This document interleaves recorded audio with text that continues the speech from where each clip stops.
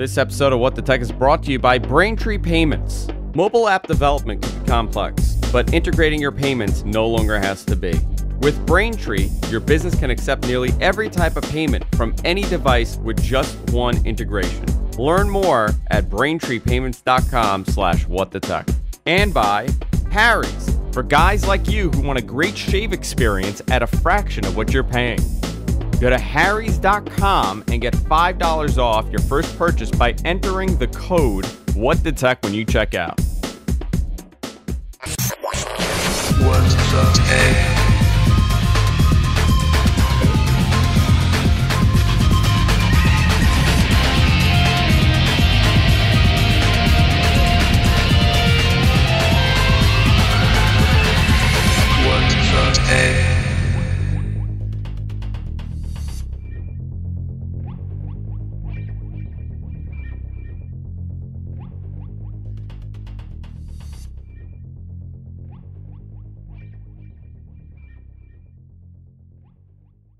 Hey everybody, welcome to What the Tech. I'm Andrew Zarian, and this is not getting any better. Good Lord, Andrew. Let me handle this. Yeah, you do it, Paul. that was terrible. No, I'm not even sure what to say. I lost my voice. It was wrestling week here in New York. SummerSlam was in New York, and I did not notice how bad it was until I came to the studio and I had to do some recordings, and I sound terrible. Yep. Yeah, you do. I was screaming at the top of my lungs. I'm thinking I've gone to a bunch of concerts, and you go to concerts and stuff, and you get or you're speaking all day, just like some event. You're going to a baseball game, football game, you're yelling, and I've lost my voice before. I cannot believe that I'm still 3 days later. I still have no voice. Maybe this is it. Maybe I damaged something and I'm done. This is what I will sound like for the rest of my life. Oh, you'll be fine. How you doing, Paul? A few days off. I'm doing well. You're doing well. How do I say this? I'm doing pretty good. How are you? Are you relaxed at this point? Are you back to normal? Because I'm back to normal, which means I'm not necessarily relaxed, although I should be. It's just a bunch of stuff going on. But yeah. Talking about a bunch of stuff. We have a lot of stuff to talk about today. I have something here. Let me see if I could go to it. This is what they call a teaser. Yep. I am going to be finally reviewing. Andrew, that's what they call an iPad. Oh, that's a very good. Is it an iPad? Is it an iPad? We have an iPad here and maybe an iPad here. I'm going to tell you what this is, and it's a very interesting device. So I'm going to review this for you guys finally after using it for about a month and a half regularly. So I'm going to give you guys a really fair and honest review of this because you don't really get a chance to really learn about the product after about 3 days of using it and putting out a YouTube video to get the hits. I don't really do that. So I follow the Paul way, actually. You do that. You do long-term testing on stuff. You put your initial impression of a device, and then you actually do a review like a couple weeks later. Yep. Man, whoever thought? What a thought. What a thought to do a review that way. So we're going to do that. We're going to talk about a couple other things. But before we do, Paul, I want to talk about our sponsor, and that's Braintree. I've been talking about Braintree for months now, and every time I do, I get an email from one of you guys telling me that you have implemented Braintree in your mobile app. Whether you're a business owner or you're a developer. If you're a business owner, tell your developer. If you're the developer, tell the business owner, because this is something that you guys want to do. Why make payment integration more difficult than it has to be? And I have a bunch of friends. One of them has a very successful clothing company, and every time they decide to they wouldn't accept American Express and they didn't accept Apple Pay. And when it came time for them to start implementing these, payment methods, it was a disaster for them. They had to literally start over and find a different developer to code in a different language. It was very difficult. With Braintree, it's super, super easy. So whether you're using Java, Ruby, Python, it doesn't matter. There are SDKs available for a long range of server-side and client-side availabilities. So some of the payment methods that they accept is Apple Pay, Bitcoin, all major credit cards, all different types of currency. The Braintree code supports Android, iOS, and JavaScript clients, the SDKs in many languages. It's a very elegant piece of code and very easy to understand. I believe it's only a couple lines of code. It's simple and it's secure and it's code you could integrate quickly. You have no downtime here with doing this. To learn more about Braintree, go to braintreepayments.com/whatthetech. That's BraintreePayments.com/whatthetech to learn more. I want to thank Braintree for supporting the show and, of course, for supporting the GFQ network. Paul. Yes, sir. Let's talk about... Yes. Where do I begin? Let's talk about this Skype issue. Because we lived through this.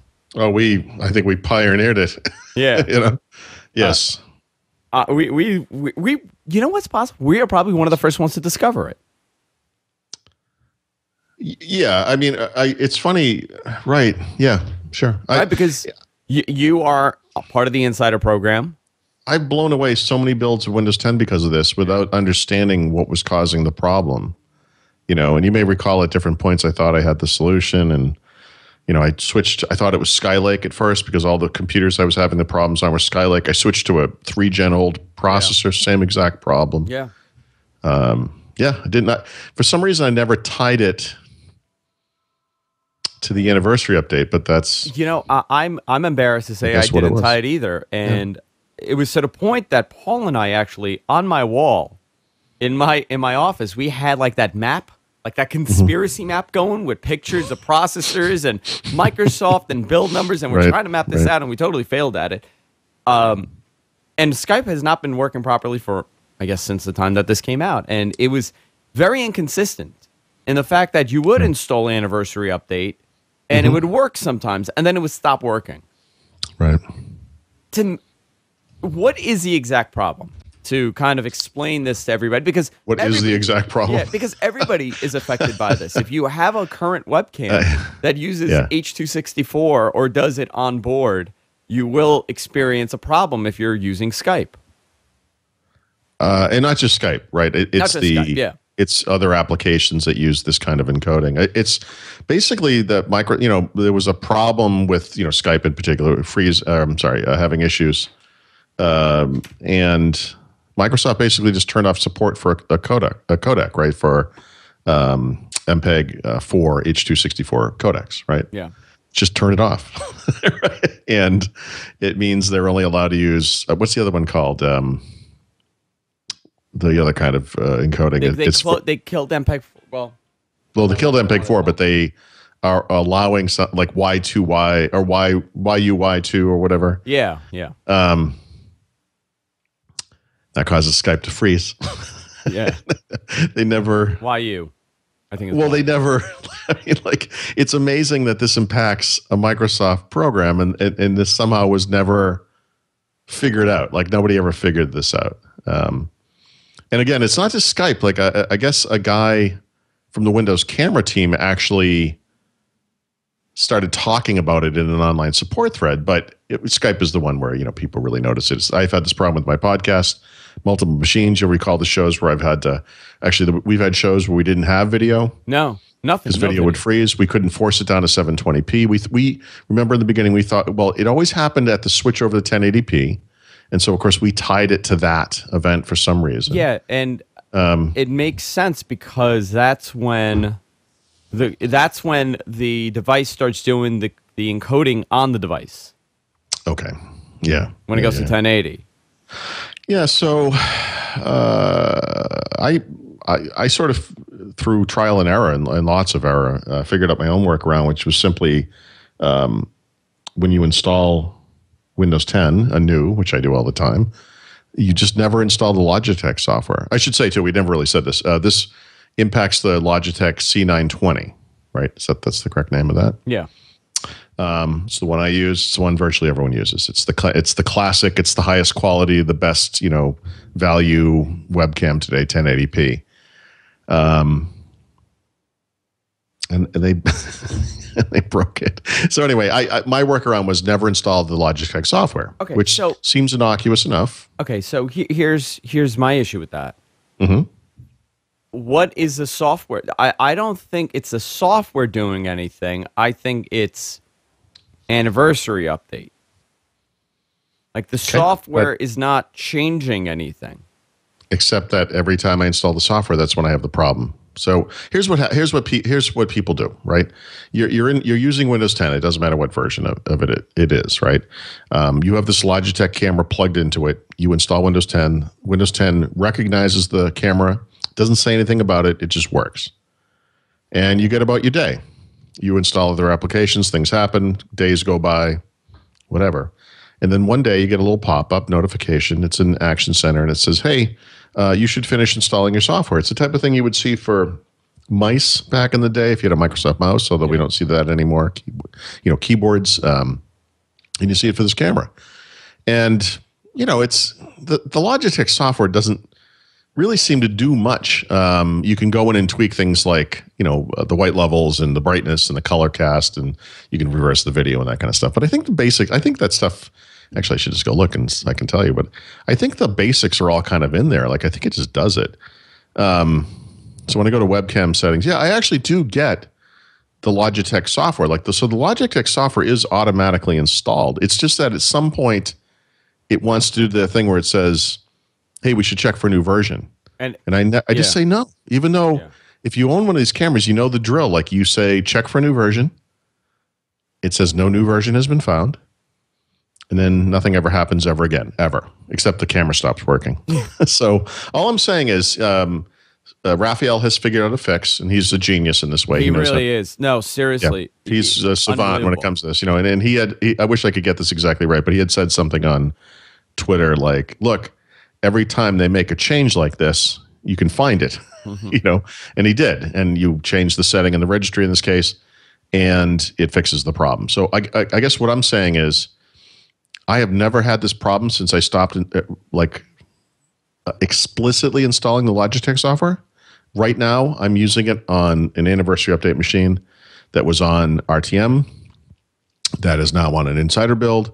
My Surface Book rather. The Tower I had the problem on. All of these computers all now work. There's no problems. I've never had to do this thing. But if you're experiencing this freezing issue, which will happen, I think, when you install that software. I mean, I'm not saying it is the literal cause, but whatever change occurs at that point, I don't know. There's a workaround now, and it's just a simple switch in the registry. Could it possibly also be the way that you install the anniversary update? Nope. And let me tell you why. Okay. Because I've done the testing here, and it's been inconsistent for me also, where one machine, which has the Logitech software and everything on there, is fine. The other machine that I did a totally clean install. I mean, I did, I installed Windows, and then I went to wipe everything off and then start over. I did that, and then I installed the Logitech software, and it froze. I have a theory, because I've noticed that there's inconsistency with Windows 10, where if you people that have some driver issues, if you have the driver prior to installing Windows 10, you're not going to encounter these problems. But if you go to install it clean. Well, so on all these machines, I already had Windows 10, right? I was never coming from a different version of Windows. I was coming from previous version of Windows 10. But you'll remember this, and I really do think it's tied to this. Well, I know it is, because it works fine for me. So all I can say is I have changed the way I handle this Logitech thing, and it always works. I don't need this workaround. So you'll remember from the past, back when they were putting out 2 or 3 builds. Well, they were putting out at least 1 build a week, sometimes 2 builds. I'm upgrading as we go and whatever, and I'd have a problem. So we'd have the freezing problem. One week it was so bad, again, we had to do the show audio only from my end. And the next day, I wiped out my computer, and the video worked fine for a couple of days, right? And it's like, what is the thing that happens between the time you install it, when everything's fine, and that time, 5 days down the road, where all of a sudden you go to do a podcast and it doesn't work? And the thing that changes, and this is just true across the board, is at some point among your notifications, it will say, finish installing your software. And you do it in sort of a knee-jerk sense. You sort of even don't notice, you're like, yeah, sure. And then it says, oh, there were no updates. Everyone who has this camera has seen the exact dialogue I'm talking about. You're talking about within the Logitech software, or you're talking about within Windows? It's within Windows, but it loads a Logitech. The wizard. installer, And that's what does it. I'm positive of it. I'm not saying the problem isn't Windows 10. We know it is, right? But there's something about if you just use the base camera, with the whatever the default driver is, this will never happen. It doesn't on any of my computers. I've replicated this on multiple PCs. So do you think here's the thing. when you override the driver, when you install over the driver? Because that was my initial theory, that it's doing something when you install. I don't install anything. That's the point. I just don't do it. Yeah. If I don't do it, it's fine. And literally the computer we're using right now, you just commented on how good it looks. I've not done Raphael's workaround. I've just never installed the Logitech software. It works fine. Yeah, it's interesting. And I had multiple problems on this exact computer before. I'm curious as to how many other people have this problem. Millions. Millions of people. Millions. You know what was the most fascinating thing? The response from Microsoft in that forum, where they were. I didn't see that. What did they say? It was kind of from what I initially read early on. It was they were defending it until they realized that it's a major Skype problem. Where they were saying, like, well, it's the developer's job to kind of fix this. Nice. Well, here's my takeaway from this. And, we've often talked about Microsoft's desire to turn Windows into a platform like iOS or Android, where it's updated constantly. It can be updated at any time. And to get users used to that and to kind of tout the benefits of that, which are very real, right? But as anyone who has updated Windows knows, there are also problems that creep in when you just update something this complex. And for this kind of contract to work, we have to be able to trust Microsoft software updates, right? And part of the way that we can feel a little bit better about it, I would assume, is that we know that Microsoft is testing Windows 10 publicly, releasing builds just about every week. They're already back on the bandwagon doing it again. It's going out to millions of people. It's being tested in the open. Surely, this most tested version of Windows ever will be the most reliable, the most stable ever created. And yet, this thing goes out and it whacks the only webcam everyone is using, other than the ones that are built into laptops, and it impacts millions of people. So and where we do you didn't think the catch problem it. is? Where do you think the problem is with that? Because I don't know. This is the, I don't know. I mean, I participate in the Windows Insider program. I run these pre-release builds. I had this problem. I never drew the connection, right? The first thing I saw, like, seriously, like it's almost like a psychological case study. You say, here are the parameters. This is what happens. What's the first thing that goes through your head? And I swear to God, the first thing that went through my head was Skylake. I thought the same thing. I thought your motherboard. Reaction. Yeah, I thought your motherboard. Skylake. And sure enough, it happens on Skylake PCs. And then I think, well, I'll go back. I literally dug my old tower out of the basement. My son had used it briefly to see if he could turn it into a gaming PC before we built him one. So it was just sitting there in the corner. I actually pulled that thing out. Yeah, actually, you'll remember this. I took it apart. Yeah. I cleaned all the parts with water, remember? Yeah. Specifically because I wanted to test Skype, right, on a non-Skylake system and see if it just worked. Now, by the way, when you find out it's not, it's not Skylake, right? What's the next thing you blame right away? Instantly, because it's everything that's wrong with our world. Skype, yeah. And Skype. They did it again. Those guys never test anything. Every week there's a new version. They take stuff away. Yeah. Well, here's the joke. It wasn't Skylake. It wasn't Skype. It was the Windows 10 anniversary update the whole time. So that's how that happens. I don't know. I'm embarrassed. I mean, I didn't figure it out. Is it? We have our biases and our, I'm trying to think, because there are people that actively send feedback to Microsoft, and there are people within Microsoft that are doing these tests. So is it that it's just not part of enough people's workflow? You know what? No.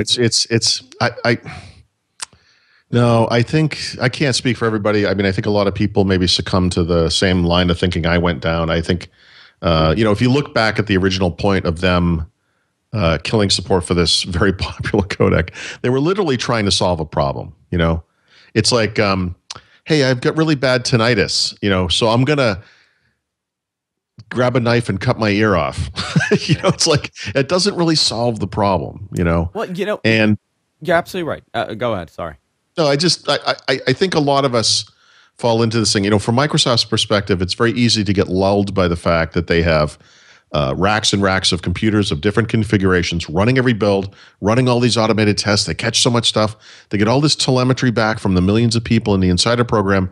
And I think you can kind of fall into a trap where you believe that you can kind of just pat yourself on the back. I'm not blaming them. I did the same thing. I mean, you kind of feel good about the system and like this is going to work. It's going to catch everything, or everything that would be endemic. But again, it's 2016. It's the third release of Windows 10. It is amazing to me in this day and age that something used by this many people with this obvious of a problem escaped the notice of the people who needed to make a go, no go decision on it. And it just went out into the world and broke things, Yeah. And it's something it's a very important part of this. I call it a contract, we have with Microsoft. They're forcing us to update the OS all the time. Fine. But they need to ensure that it's the most, reliable possible process that it can be. And It also seems there. like they finally took fault and addressed the issue as, oh, wow, it is us, when enterprise users started losing their mind, saying, listen, I have clients in 1,000 different locations worldwide. Why can't we chat with them? That's when it happened. Yeah, because those are the guys that really matter to Microsoft. Yeah. Which is kind of the knee-jerk reaction to that one. But it seems like that's what it took, I have a friend. He has a software company, and they do some internal beta testing. And they said, like, the internal stuff isn't real world experience, right? That's not what's happening. That's not how people are using it. So once you release the software and you start getting the complaints, you start addressing what to fix and what not to fix. So if 30 people complained initially for this during the build, the beta, you're going to say, okay, it's lower on the priority list because. Sure. And it's because. So two things to this, because you're making an excellent point. I'm sorry to interrupt, but in a way, this is what the Insider program was supposed to help correct. That the ratio of problems would be closer to the real world with all these people testing it publicly, right? That when you have a limited beta, like you said, you'll have like 30 complaints, but that will translate into 3 million real world problems maybe, or 30 million, or whatever the number is. The hope is with the Insider program that this isn't as big of a delta. But the other thing is, and maybe this speaks to the why of how Windows is rolled out, right? A lot of people have said, they released this thing on August 2nd or 3rd or whatever the date was. And how come I'm not getting it immediately, right? Like, why are they staging it? Like, what's the point? This is the point. This is exactly why. This is exactly the point. So, we can kind of complain that they didn't catch this. It's a fair criticism, but I think one thing people need to understand is that this kind of thing is why they don't just, carpet bomb the entire planet, because you do find out about things like this. And if people have these webcams connected to their camera, to their PCs, maybe those are the ones that shouldn't be getting the anniversary update through Windows Update. Until this problem's fixed. Yeah. Here's a good question. Someone says, does Logitech not do internal testing? Right? I mean, that's a great question, right? Yeah, Logitech didn't even realize this was happening. Right. Skype didn't realize this was happening. I mean, that's a whole different I can't team. speak to Logitech. I mean, you may recall, I right before I went away probably to Paris, this problem was happening, and I almost broke out. I have like an old Intel RealSense camera. Yeah. And I almost broke it out just to have it there. Like, I just want to make sure I have a camera that works, Yeah. Well, Microsoft also has cameras on the market. I'm curious if theirs is also broken. The LifeCam Studio and the LifeCam Cinema. Yeah. So I guess it does. Apparently, this does impact other webcams. But, the Logitech C920 is like the classic, right? I mean, I guess this would be horrible if this impacted internal cameras, like in Surface devices or other. I think it's any device, any camera that's doing the onboard encoding within its own chip and not relying on the CPU. Interesting. Okay. Because that makes sense, because it sees it, most likely it thinks it's doubling up on the encoding. Okay. So that would typically be an external camera, I would imagine. An external camera or anything that does 1080p. If your camera does 1080p, then it's most likely doing the encoding on its own chip.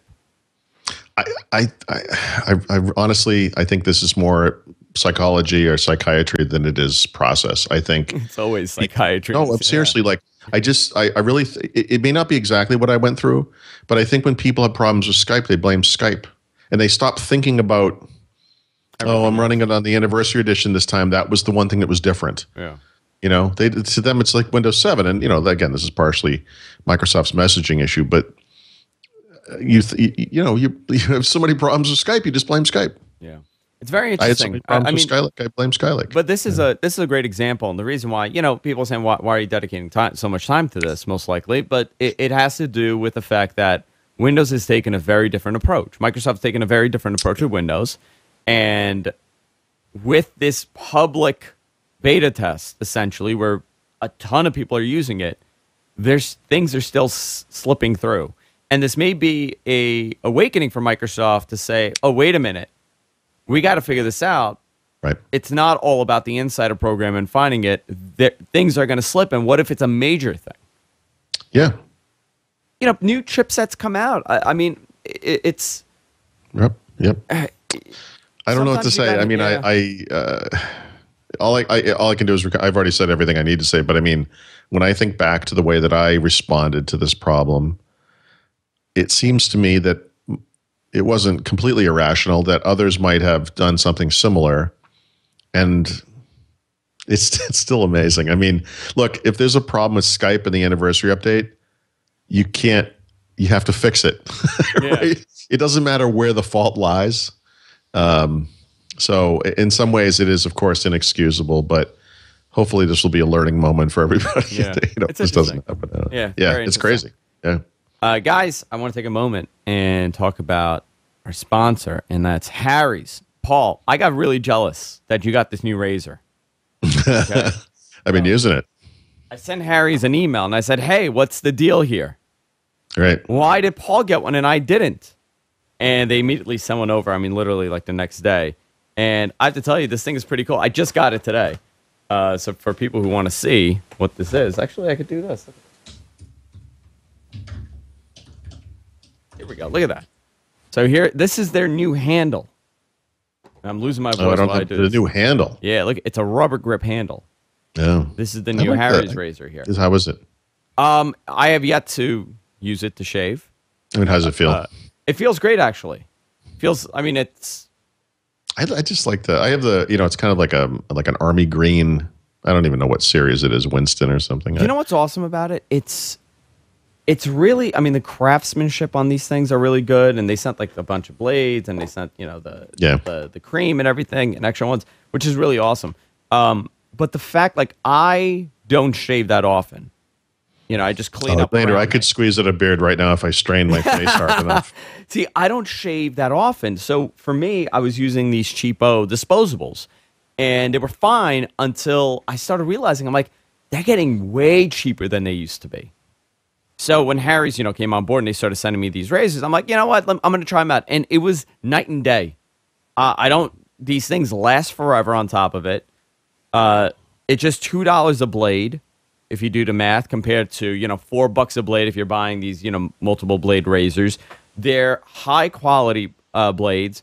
And this is there's a trimmer blade now. That's the cool thing. So it's for, just like to clean up and go around because everybody has a beard now. Nobody, that's what's in. I'm really, really impressed by the quality of their product and their support and the company itself. They have a great promotion for you guys. If you go to harrys.com right now, you get $5 off your first purchase when you enter the code WhatTheTech at checkout. harrys.com, get $5 off. And this is a great gift. I mean, for anybody.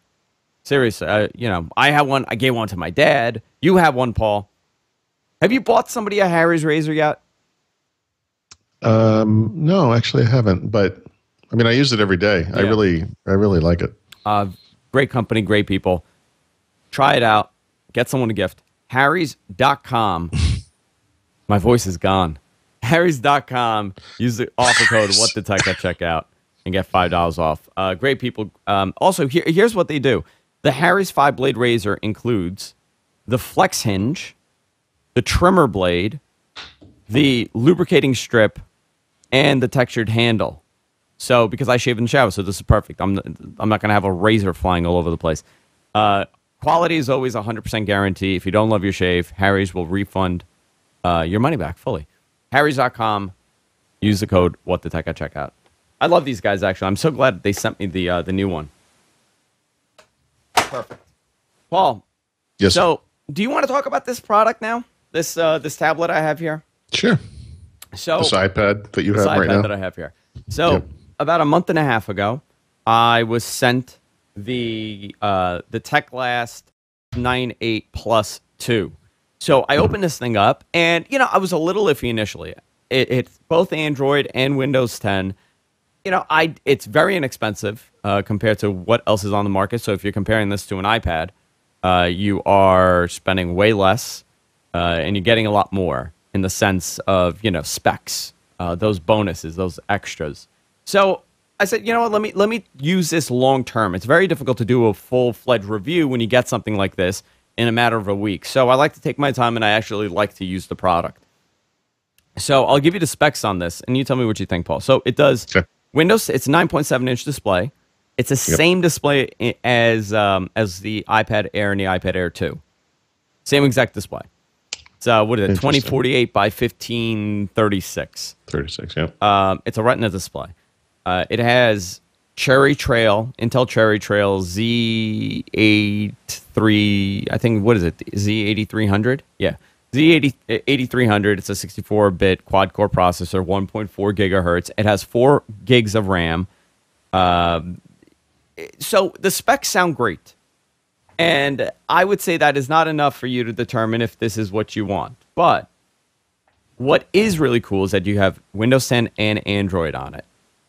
Also, you have expandable memory, and you have micro HDMI and micro USB and all the stuff. So, started using it.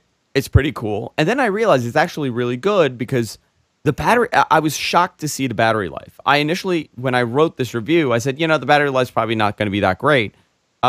Very good battery life for what it is. I think it's an 8,000 milliamp battery. It's not that big, but it performs really good in Windows compared to Android, which is kind of surprising, right? Yeah. Yeah, actually. You would imagine that Android would handle battery life better, but Windows does a better job at this. Let me see if I can pull this down.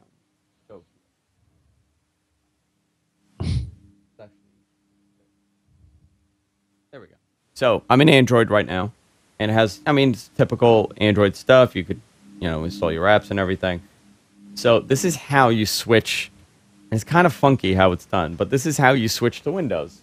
So you see, I don't know if you can see it, but it has like these Chinese characters, and it says Windows. So and then so there's no way to make that another language? No. So it's their own software that is like kind of like the switcher, the reset, and you go through it. The boot up takes a little bit of time, but you have a full-fledged Windows 10 machine here.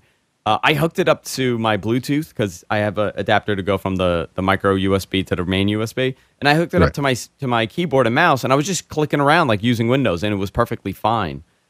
The price of this device is the major selling point. You're under $200. I think it's $170. That's amazing. So for $170, here we go. So I wiped this out afterwards.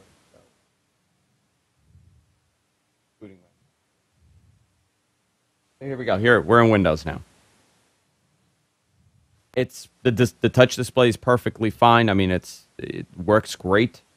Here's the interesting thing that I noticed, okay? So I don't use the Edge browser. I use, like a normal person, I use Chrome. Yeah. And with Chrome, I had difficulty watching, higher quality video. Yeah. In Edge, I was able to watch 4K video on this thing. Wow. So the CPU's fine. It's great. I'm very surprised by it. I was not anticipating this positive of a review for a tablet under $200 that has both Android and Windows 10 on it. So, but how would you? How did you get this thing? It was sent to me. They wanted me to review it, and I said. So how would somebody get it? So, like, how would somebody? So if you search, there's a website here. I think it's called. Let me do this. Teclast. So I could give you guys the proper website. So it's sold. I believe they have some on Amazon, but there's a website called GearBest.com, and it's a lot of these, unknown name companies. Like they have some name brand stuff, but it's a lot of these Chinese tablets, and it's a lot of these laptops that you may not be aware of. They have some funky stuff on there also, but that's the main place that this is sold, and it goes for about $170, which is not bad at all. That's crazy. Yeah, $170. You're getting a full-fledged machine here. I can't think of another product, another tablet that you could get, more bang for your buck. Now there are a couple cons with anything, but the cons are, yep, the battery life in Android wasn't as good as it was in Windows, and the Android. Because I ran it through some benchmarking, it uses more CPU for whatever reason. I don't know if that's an Intel issue. I'm guessing it's an Intel problem, right? Because Android really doesn't work too much with Intel, so... yeah, it's hard to say. I mean, it's not very common, but it should be fully supported. I mean... Yeah, so a couple other things, like there's a firmware update on the Android side, and... There's a firmware update on the Android side, and it doesn't seem to work. Doesn't seem to install. The OTA update fails on that side, and the Wi-Fi.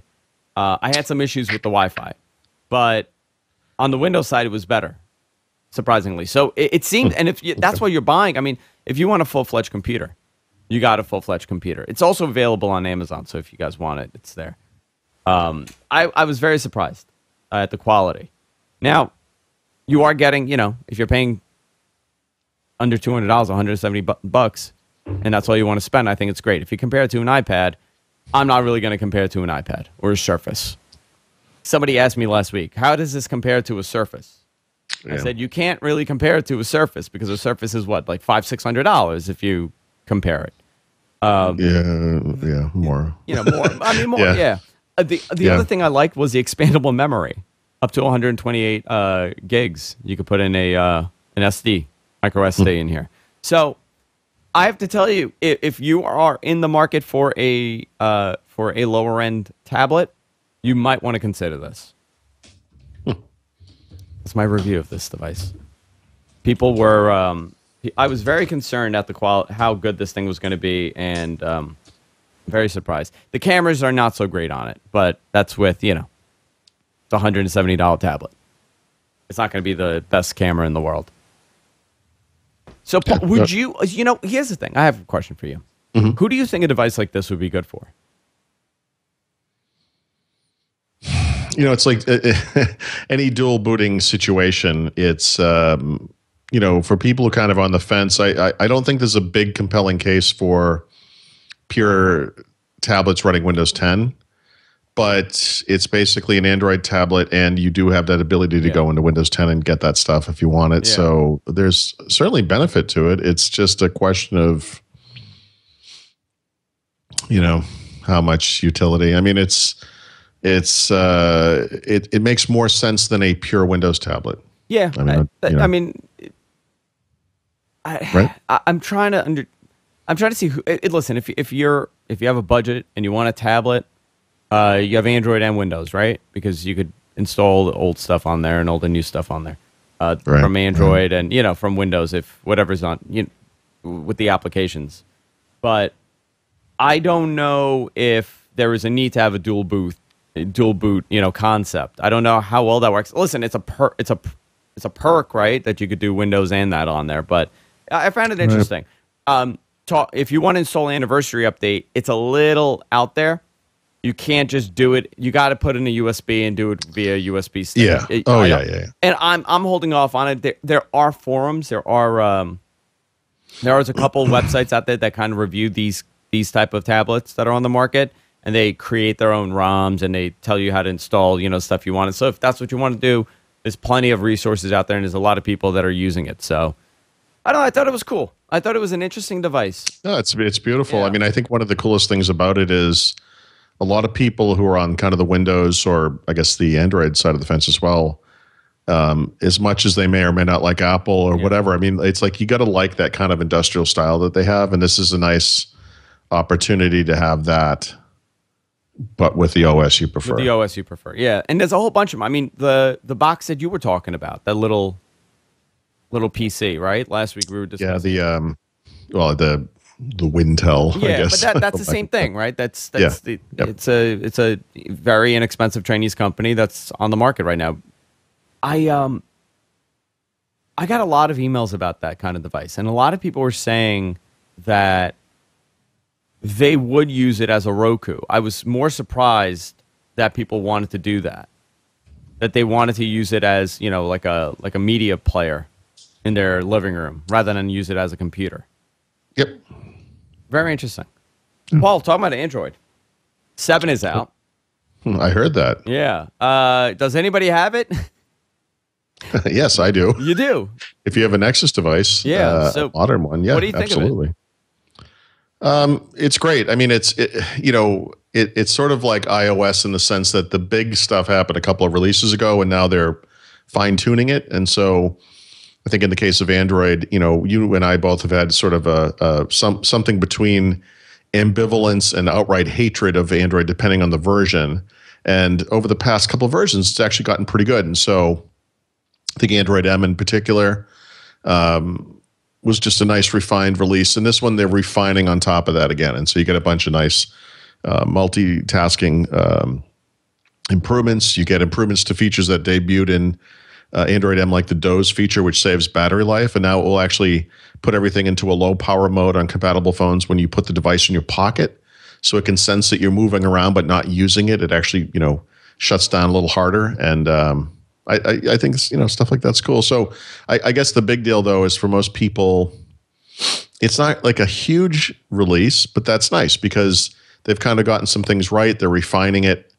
And so whenever you do get the upgrade, if you have a Nexus device, which should be immediately. If you have some other device, it may be in the future or never. You know, you might just get it through a new device purchase.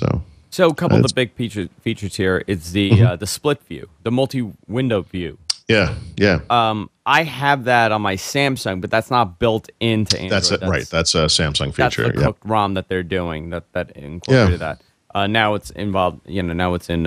It works. Well, I shouldn't say it works, but it's the way they're handling this kind of multi-app view is very similar to what Apple's doing with iOS. If that makes sense. The only big difference is that they don't support picture-in-picture on handsets and tablets for some reason. You can only use that on like an Android TV device, which no one has. So, was there anything that stood out to you other than like with the phone itself, like with this version? Did you find it to be a little crisper, a little, you know?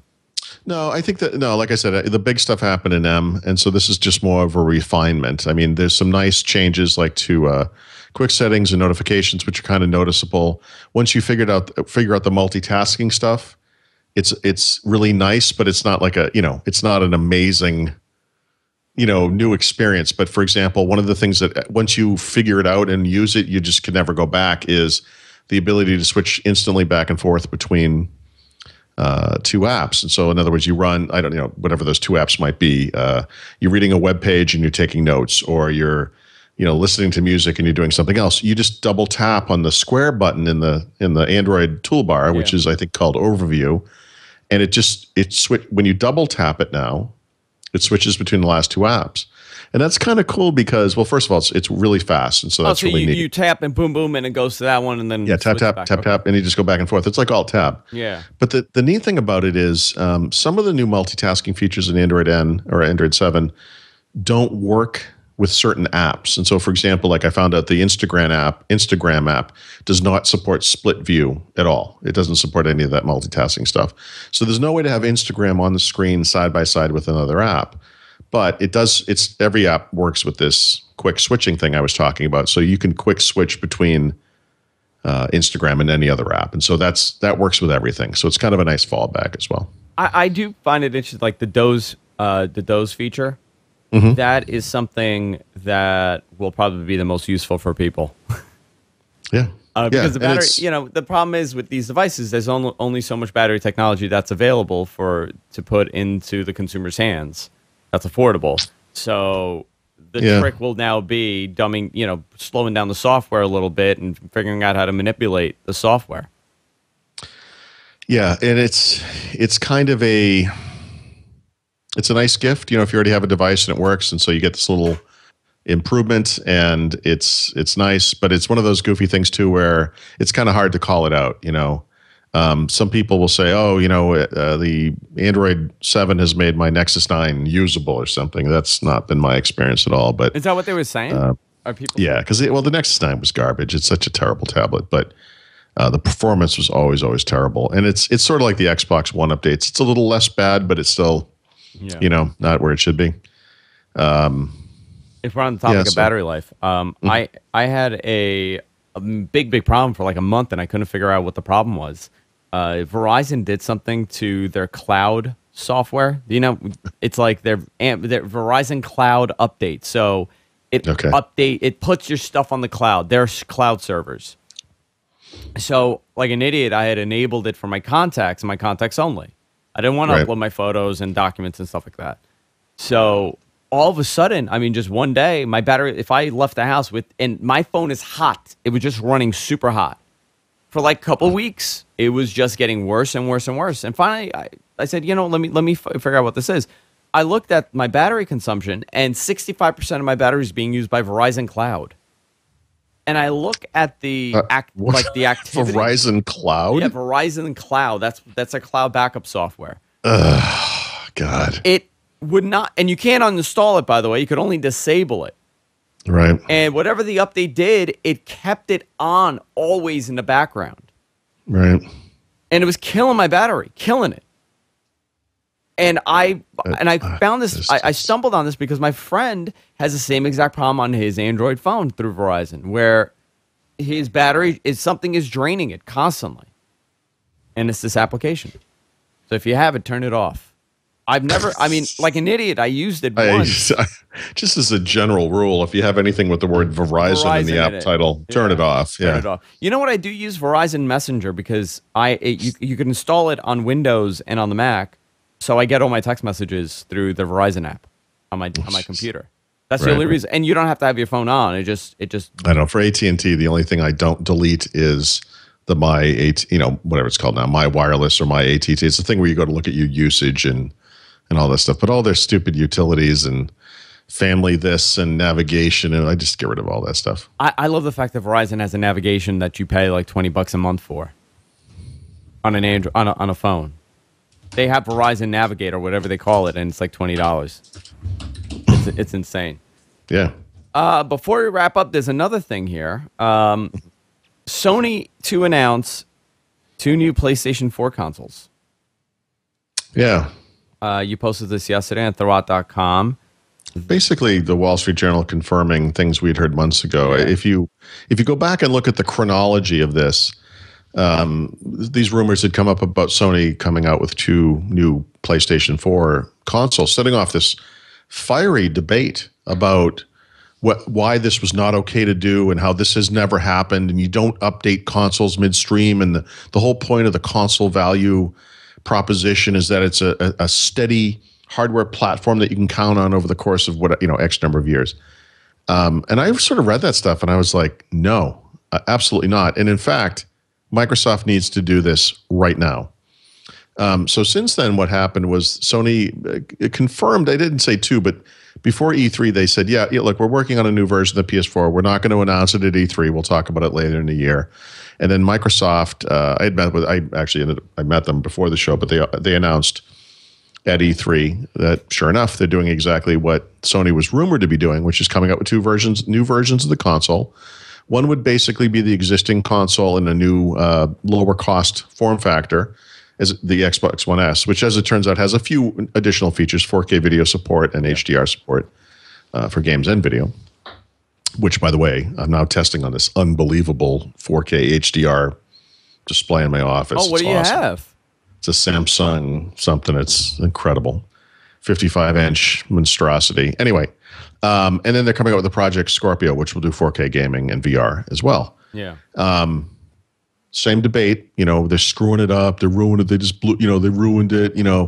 No, this is like win-win. There's no losing to this. This is the exact right approach. But now that Sony's are going to announce it, we're going to go through the same thing again, and they're going to do the same thing. They're going to come out with a cost-reduced version, a slim version, which is what the S in Xbox 360S and Xbox One S stands for, is slim. And they're going to come out with a higher-end version. In Sony's case, they're not really touting it for VR per se because the existing PS4 is VR, but it will no doubt achieve higher resolutions and support 4K. So, exactly the same strategy. Smart. I think that, and it looks to be much smaller than the Xbox. Well, let's see. The existing PS4 is probably a bit smaller overall than the Xbox One S, although I think they're comparable. So it's fair to say if this thing is slimmer than the existing PS4, it probably will be smaller. Yeah.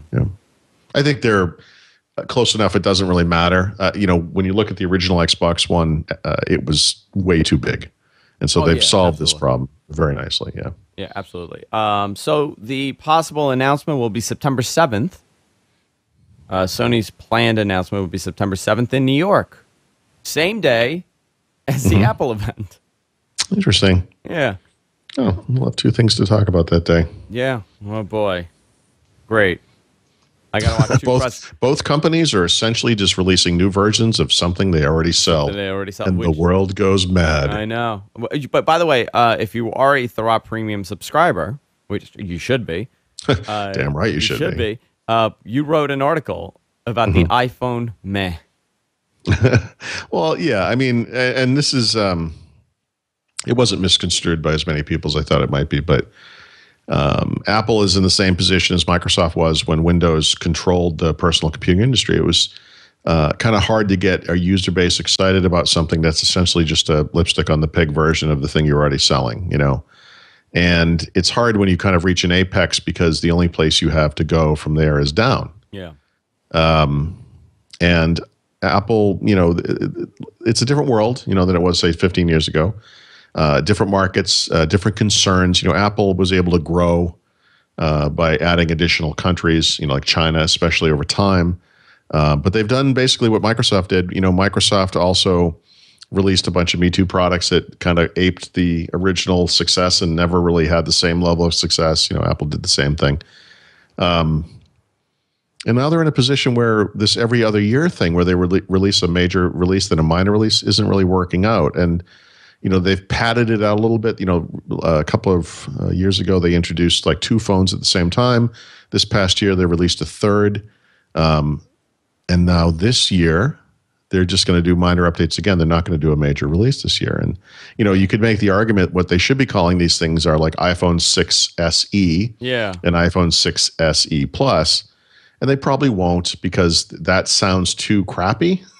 But let's be honest, like that's what these things are. And if there is a major release coming, it won't be till next year, with an iPhone, whatever they call it, 8 or 10 or whatever. We go back to this example a lot, but we're kind of out of that, oh my God moment, what is this device moment? Because we've already gotten a lot of it. Now we're in this maturity phase for these devices. We're not going to see this. And it's not going to happen. We're not going to see this, clear iPhone that bends and it becomes a watch and, you can strap it on your back and fly away like the Rocketeer. It's not happening this year or next year, maybe in 5 years. I think it's interesting. So the article I really liked, and you were talking about, Samsung's strategy and how where we are right now. Netflix had to do this, right? Netflix had to go. Their U.S. numbers kind of got stale. And they opened up Netflix to all these other markets. And then they... Yeah, and by the way, there's very interesting side effects to that kind of stuff. If you're an international traveler, in the case of Netflix, it's been very interesting for us because over the years, as we went out during the summer, we used to have to use these VPN services to access Netflix, which was a U.S. service in Europe. And now you can go out there and they have a French version of it, and the English shows are in English. And so it's not 100% the same. But it's close enough to the same that for my kids in particular, when they want to watch TV and relax at night, they can put Netflix on just like they do at home. And it kind of makes the world a smaller place in a way. It just kind of works.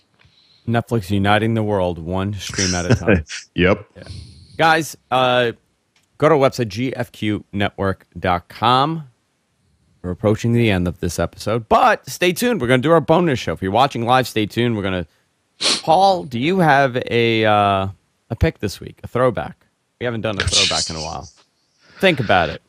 Think about it. Guys, go to our website, gfqnetwork.com. You can subscribe to us. We're everywhere podcasts are available. You can watch it on Thurrott.com as well. If you like what we do, fund us. Go to patreon.com/whatthetech. You can tip us there. Paul has an awesome, awesome feature on his website, and it's called Thurrott Premium. I'm actually logged in here. I got to log out at Thurrott Premium, my Thurrott account, so I could actually see the thing come up. $42, Paul, for the year. Mm-hmm. You could sign up, get all these bonus stuff. You and Brad are going to be doing a weekly podcast. You are posting articles. You're doing a lot of stuff on Thurrott.com for the premium service. I'm a Thurrott Premium member, and so should you be one. There you go. Yes. I heard like a tick in my ear, and I was like, is he trying to say something? No. No, sorry. Follow Paul on Twitter at Thurrott. You can follow me at Andrew Zarian. Is there anything coming up, Paul? No, nothing major. Okay. I mean, I'll be in Las Vegas at the end of October. I'm going to Amsterdam and Haarlem in the Netherlands I think it's mid to late November, actually, like right past the middle of the month. That's about it that I know of. I mean, I'm sure there'll be more, right? There'll be some kind of Microsoft hardware event in the fall sometime, I would bet. Some Xbox stuff, probably. Excellent. That's it for this week, guys. I'm losing my voice. See you later.